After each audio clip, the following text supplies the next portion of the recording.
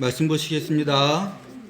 말씀은 욥기 1장 전체를 읽겠습니다. 우수 땅에 욥이라 불리는 사람이 있었는데 그 사람은 온전하고 정직하여 하나님을 경외하며 악에서 떠난 자더라. 그에게 아들 7과 딸 3이 태어나니라. 그의 소유물은 양이 7,000마리요 낙타가 3,000마리요 소가 500결이요 암나귀가 500마리며 종도 많이 있었으니 이 사람은 동방 사람 중에 가장 훌륭한 자라. 그의 아들들이 자기 생일에 각각 자기 집에서 잔치를 베풀고 그의 누이 3명도 청하여 함께 먹고 마시더라. 그들이 차례대로 잔치를 끝내면 욥이 그들을 불러다가 성결하게 하되 아침에 일어나서 그들의 명수대로 번제를 드렸으니 이는 욥이 말하기를 혹시 내 아들들이 죄를 범하여 마음으로 하나님을 욕되게 하였을까 함이라. 욥의 행위가 항상 이러하였더라. 하루는 하나님의 아들들이 와서 여호와 앞에 섰고 사탄도 그들 가운데 온지라. 이게 지난주에 얘기했던 하나님의 아들들과 함께하는 어전회의죠. 여호와께서 사탄에게 이르시되 내가 어디서 왔느냐. 사탄이 여호와께 대답하여 이르되 땅을 두루 돌아 여기저기 다녀왔나이다. 여호와께서 사탄에게 이르시되 내가 내 종 욥을 주의하여 보았느냐. 그와 같이 온전하고 정직하여 하나님을 경외하며 악에서 떠난 자는 세상에 없느니라. 사탄이 여호와께 대답하여 이르되 욥이 어찌 까닭없이 하나님을 경외하리이까. 주께서 그와 그의 집과 그의 모든 소유물을 울타리로 두르심 때문이 아니니이까. 주께서 그의 손으로 하는 발을 복되게 하사 그의 소유물이 땅에 넘치게 하셨음이니이다. 이제 주의 손을 펴서 그의 모든 소유물을 치소서. 그리하시면 틀림없이 주를 향하여 욕하지 않겠나이까. 여호와께서 사탄에게 이르시되 내가 그의 소유물을 다 내 손에 맡기노라. 다만 그의 몸에는 내 손을 대지 말지니라. 사탄이 곧 여호와 앞에서 물러가니라. 하루는 욥의 자녀들이 그 맏아들의 집에서 음식을 먹으며 포도주를 마실 때에 사환이 욥에게 와서 아뢰되 소는 밭을 갈고 나귀는 그 곁에서 풀을 먹는데 스바 사람이 갑자기 이르러 그것들을 빼앗고 칼로 종들을 죽였나이다. 나만 홀로 피하였으므로 주인께 아뢰러 왔나이다. 그가 아직 말하는 동안에 또 한 사람이 와서 아뢰되 하나님의 불이 하늘에서 떨어져서 양과 종들을 살라버렸나이다. 나만 홀로 피하였으므로 주인께 아뢰러 왔나이다. 그가 아직 말하는 동안에 또 한 사람이 와서 아뢰되 갈대아 사람이 새 무리를 지어 갑자기 낙타에게 달려들어 그것을 빼앗으며 칼로 종들을 죽였나이다. 나만 홀로 피하였으므로 주인께 아뢰러 왔나이다.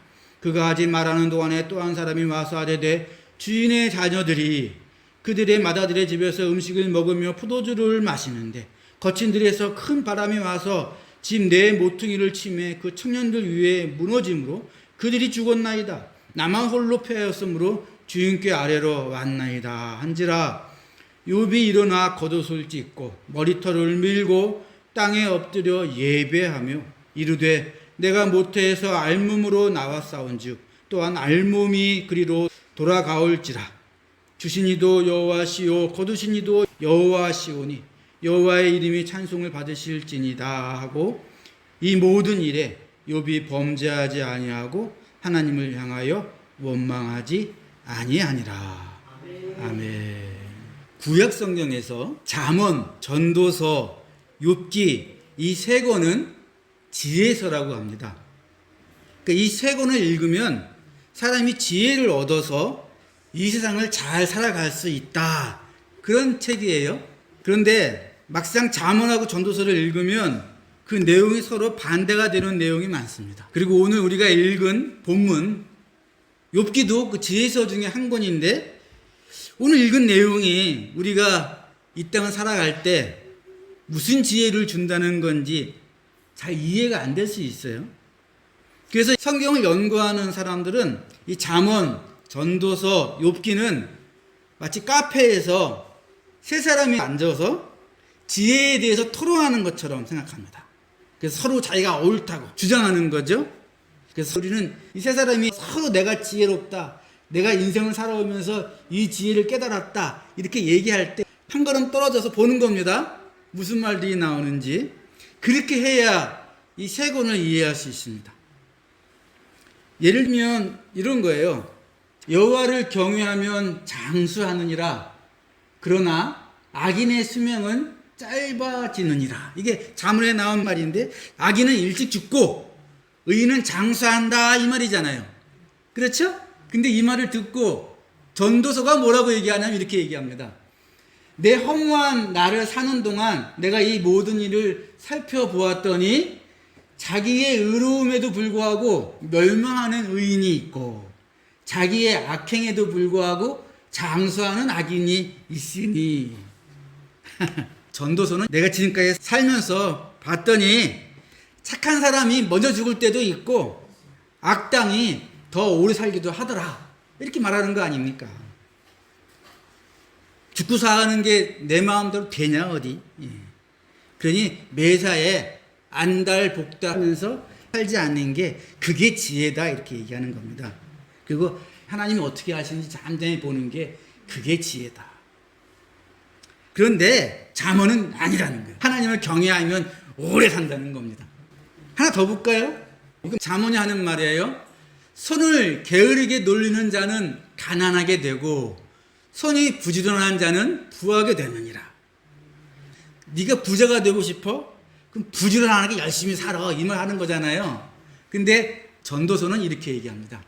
내가 다시 해 아래에서 보니 빠른 사람이라고 먼저 도착하는 게 아니고 용사들이라고 전쟁에서 꼭 승리하는 것도 아니고 지혜 있는 자들이라고 재물을 얻는 것도 아니더라. 시기와 기회는 그들 모두에게 임하느니라. 무슨 말입니까? 성공하려면 운때가 맞아야 된다, 이 말입니다. 전도서의 이 말은 우리가 흔히 하는 말하고 비슷해요. 내가 돈을 쫓아가면 돈을 못 벌고 돈이 나를 쫓아와야 돈을 번다, 그런 말 있잖아요. 그 말하고 비슷하지 않습니까? 열심히 산다고 돈 벌어? 그런 게 어딨냐? 내가 살다 보니까 그렇지 않더라. 운때가 맞아야 돈 버는 거다, 이 말이잖아요. 완전히 반대되는 말 아닙니까? 여러분, 누구 말이 맞는 것 같습니까? 이 잠언의 말은 이 성공한 젊은 사업가가 하는 말 같죠? 근데 전도서는 한 80쯤 먹은 노인네가 내가 인생을 살아보니까 인생은 일장춘몽이더라. 여러분, 일장춘몽이라는 말이 무슨 말입니까? 그 나른한 봄날 낮잠을 자다가 꿈을 꿨다는 말입니다. 꿈속에서는 아무리 달콤해도 깨면 그 얼마나 허망해집니까? 그래서 전도서에는 허무하다는 말이 38번 나옵니다. 이때 그 허무하다는 말은 무슨 말이냐면 안개, 연기, 원래 이런 뜻이에요. 여러분, 안개와 연기 손으로 잡으면 잡힙니까? 안 잡히잖아. 그래서 허무하다, 그렇게 얘기하는 겁니다. 그러면 욥기는 지금 뭐하고 있느냐? 막 이렇게 말싸움할 때 가만히 듣고 있다가 나중에 이렇게 얘기하는 거예요. 내가 너희들이 말하는 거 다 들었는데 네 생각에는 잠언 너보다 전도서 얘가 더 맞는 것 같다, 이렇게 전도서 편을 듭니다. 욥기를 읽어보면 욥이 왜 잠언을 편들지 않고 전도서를 편드는지 이유가 분명하죠. 그 이유는 사탄이 그 잠언식의 논리를 가지고 와서 비슷한 주장으로 하나님의 어전회의에서 욥을 고소하는 겁니다. 욥이 어찌 까닭없이 하나님을 경외하리까? 잠언은 늘 원인이 있으니까 결과가 있다, 이게 잠언의 주장이거든요. 부지런하게 살아야 부자가 되지, 뭐 이런 식인 거예요. 그러니까 사탄이 고소하는 내용은 욥이 하나님을 믿는 거는 하나님이 욥에게 엄청 잘해주시니까 믿는 거 아닙니까? 욥이 손대는 사업바다 성공하게 하시고 재물을 엄청나게 주시니까, 그러면 누가 하나님을 안 믿습니까? 지금 당장 욥한테 있는 재물 다 뺏어가 보십시오. 틀림없이 욥이 하나님을 욕할 겁니다, 이렇게 고소하잖아요. 그런데 본문에 하나님이 욥을 향하여 나의 종이라고 말씀하시는데 구약성경에 하나님이 나의 종이라 그러는 건 몇 번 안 나옵니다. 모세한테 나의 종이라 그러고 다윗 왕한테 나의 종이라, 그 정도밖에 안 나와요. 근데 욥한테도 나의 종이라 그러니까 하나님이 욥을 특별하게 인정하시는 겁니다. 그래서 뭐라고 말씀하십니까? 욥은 온전하고 정직하여 하나님을 경외하며 악에서 떠난 자다. 이런 자가 세상에 없다 그러시잖아요. 그러나 사탄이 고소를 해서 지금 욥은 완전히 망했습니다. 그죠? 욥은 지금 억울하죠. 난 잘못한 게 없는데 난 이유를 모르겠다. 자식들이 잘못할까봐 생일 잔치를 하면 그 다음날 아침에 명수대로 번지를 드렸대요. 근데 쫄딱 망하니까 욥은 전도서 편입니다. 인생이 꼭 내 마음대로 되지 않더라. 근데 여러분, 욥을 공격하는 사람들은 다 잠언처럼 생각하는 사람들입니다. 원인이 있으니까 결과가 나왔다고 생각하는 사람들이 욥을 공격해요. 욥의 아내도 똑같습니다. 욥이 그 꼴을 당하고도 다 하나님의 뜻이 있을 거야. 내가 빈손으로 왔으니 빈손으로 가는 게 마땅하지. 이렇게 얘기하니까 욥의 아내가 고함을 칩니다. 무슨 말같이 다른 소리를 하냐고. 욥의 아내는요, 풍족할 때는 하나님이 우리에게 이렇게 복을 주시니 얼마나 좋아. 하나님을 찬양하던 사람인데 쫄딱 망하니까 하나님이 있기는 뭐가 있어. 내가 지금까지 하나님 믿은 게 억울하다. 이렇게 말하고는 욥에게 얘기합니다. 하나님을 욕하고 나가서 되져라. 이렇게 얘기합니다. 자기 남편한테. 그러니까 하나님이란 존재가 없으니까 이런 일이 벌어진 거 아니야. 무슨 하나님 앞에서 믿음을 지키고 찬양한다 그래? 예배를 드린다고 지금? 나가 되죠? 이렇게 얘기하는 거야. 근데 욥의 친구들도 똑같습니다. 네가 하나님께 죄를 지었으니까 이런 일을 당했겠지. 지금이라도 하나님께 죄를 자복하고 회개하면 하나님이 다 용서해 주시고 다시 이렇게 세워주실 거야. 회개해. 이게 욥의 친구들의 주장입니다. 다 잠언식의 주장인 거예요. 원인이 있으니까 결과가 있는 거겠지. 욥이 어찌 까닭없이 하나님을 경외하리까. 근데 욥은 끝까지 나는 아니다. 나는 죄를 지은 적이 없다. 이런 식으로 반박하고 항의합니다. 여러분, 욥기가 읽기 힘든데 그 이유는 3장부터 37장까지 욥하고 욥의 친구들하고 이런 말싸움이 나옵니다.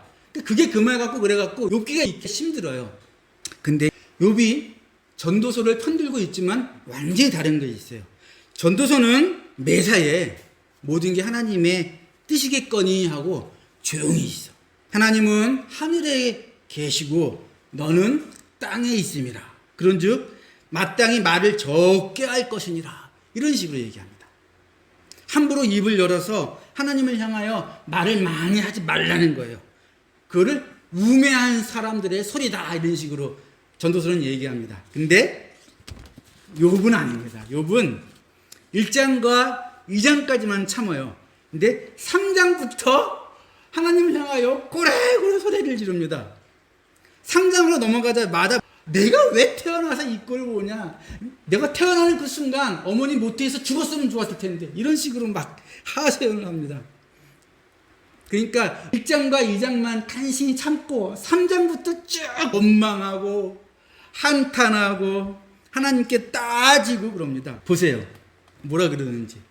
내가 어찌하면 하나님을 발견하고 그의 처소에 나아가랴. 여러분, 억울한 일 당하면 그 집에 쳐들어가고 싶잖아. 당장. 그런 심정으로 말하는 겁니다. 주는 나를 부르소서 내가 대답하리이다. 내가 말하게 하옵시고 주는 내게 대답하옵소서. 그 앞에서 내가 소송을 제안하며 별로란 말을 내 입에 채우고 전능자가 내게 대답하시기를 바라노라. 굉장히 강하게 얘기하고 있어요. 내가 하나님께 쳐들어가서 내가 소송하고 싶다. 나한테 말할 기회를 주시면 이건 말이 안 된다고 내가 하나님께 따지고 하나님이 어떤 식으로 대답하시는지 내가 한번 보겠다. 이러는 겁니다. 그러면 하나님은 이 세 사람 중에 누구 편을 드실까요? 잠언, 전도서, 욥기 중에 누구 편을 드실까요? 일단 잠언식의 주장인 욥이 어찌 까닭없이 하나님을 경외하리까. 이렇게 잠언식으로 얘기하는 친구들에게 하나님께서 너희는 틀렸다라고 굉장히 화를 내십니다. 세상 일은 네가 생각하는 것처럼 절대로 되지 않는다. 전도서도 너는 나한테 함부로 입을 떼지 말고 함부로 하나님께 말딛고 하지 말라 그러는데 그 태도도 틀렸다라고 말합니다. 하나님은 오히려 욥처럼 막 울부짖고 막 따지고 내가 하나님 고소할 거예요 막 이런 식으로 얘기하는 걸 찾아오십니다. 그런 욥에게. 그리고 찾아오셔서 친히 욥의 질문에 대답하시는데, 욥의 질문이 뭡니까? 하나님, 내가 왜 이런 취급을 받아야 됩니까? 내가 왜 이런 고통을 받아야 됩니까? 내가 뭘 잘못했습니까? 이게 욥의 질문이잖아요. 근데 하나님이 대답하러 오셔갖고 그 질문에는 대답하지 않습니다. 그 이유는 제가 나중에 말씀드릴게요. 욥의 질문에는 대답하지 않으시고 도리어 욥에게 거꾸로 77번 질문하십니다. 어떤 질문들이냐? 야, 네가 마치 세상을 다 아는 것처럼 말하는데 내가 세상을 창조할 때 너 어디 있었어? 네가 지혜가 있다고 한들 눈을 내릴 수가 있어, 비를 내릴 수가 있어. 눈이나 비는 고사하고 네 마음을 네가 제대로 다스릴 수 있어? 네 자신조차 제대로 다스리지 못하는 주제에 온 우주를 다스리는 나를 평가하고 나에게 따지겠다고 이러시는 거예요. 여러분, 이 말을 오해하시면 안 돼요. 하나님이 이렇게 말씀하셨다고 하나님이 너가 나한테 따지느냐, 너가 나를 평가하느냐 이렇게 책망하시는 게 아니에요. 책망하시는 게 아니고, 네가 겪는 고난은 다 이유가 있는데 그건 지금 내가 너한테 말을 해줘도 모른다 이 뜻입니다. 여러분, 욥이 겪는 고난의 원인이 뭐예요? 사탄이 고소해가지고, 사탄이 하나님을 대적하고 인간을 속이려 들어서 겪는 그런 고통 아닙니까? 그러니까 이 세상에 마귀와 사탄이 있다면 어쩔 수 없이 이 세상에는 말로 설명할 수 없는 그런 고난이 있기 마련입니다. 근데 그걸 욥이 안다고 해결됩니까? 그건 여러분, 하나님이 해결해 주실 때까지 오직 하나님을 믿고 신뢰하면서 기다려야 될 문제입니다. 그걸 지금 욥한테 알려주시는 거예요. 그리고 하나님이 나중에 그 문제를, 욥이 질문한 문제를 어떻게 해결하시는지 이사야 선지자한테 알려주십니다. 이렇게 그 해결책을 말씀해 주세요. 그는 예수님이죠. 실로 우리의 질고를 지고 우리의 슬픔을 당하였거늘 우리는 생각하기를 그는 징벌을 받아 하나님께 맞으며 고난을 당한다 하였도다. 욥하고 똑같죠. 예수님이 징벌을 받으니까 하나님께 정죄받아서 벌받고 있다라고 사람들이 오해하잖아요. 근데 예수님이 고난을 받으신 이유는 욥하고 똑같아요. 욥도 사탄 마귀가 고소하고 받은 애매한 고난 아닙니까? 그런데 사탄 마귀가 이 땅에 여전히 활동하고 있으니까 그의 찔림은 우리의 허물 때문이요, 그의 상함은 우리의 죄악 때문이라. 예수님도 이 세상의 뒷배경에 있는 마귀와 사탄의 존재 때문에, 그리고 거기에 속아서 이 땅에서 온갖 악을 행하는 인간들 때문에, 우리의 죄악 때문에 찔리시고 상하신 거 아닙니까? 예수님도 애매한 고난을 받으신 거예요. 근데 여러분, 욥은 그 애매한 고난을 받을 때 거기에 갇혀서 꼼짝 못했죠. 욥은 헤어나오지 못하는데 예수님은 그걸 뚫고 지나가셔서 부활하시잖아요. 그게 욥하고 틀린 거죠. 욥이 받은 그 고난을 예수님은 해결하실 수 있어요. 그래서 우리가 예수님 안에만 있다면 평화를 누리고 남을 잇는다. 그러니까 욥한테는 나를 믿고 기다려라 이렇게 말씀하신 거고, 나중에 알려주시는 겁니다. 내 아들이 그 애매한 고난을 온몸으로 받아서 고난에 갇히지 않고 고난을 뚫고 지나가 죽음에서 부활함으로 너희가 그 안에만 있다면 평화를 누리고 남을 얻는다 이렇게 말하는 겁니다. 이게 해결책이에요. 예수님이 온몸에 나병 걸린 사람이 예수님 앞에 나오니까 우리나라 성경에는 번역을 좀 애매하게 했는데 원래 성경에는 화를 냈다고 나옵니다. 그게 무슨 말입니까? 그 당시 나병 걸리면 완전히 인생 끝나는 거 아닙니까? 동네에서도 쫓겨나고 구걸할 때 밥을 던져줘야 돼요. 왜냐하면 가까이 오면 안 되니까. 그조차 없으면 굶어 죽는 겁니다.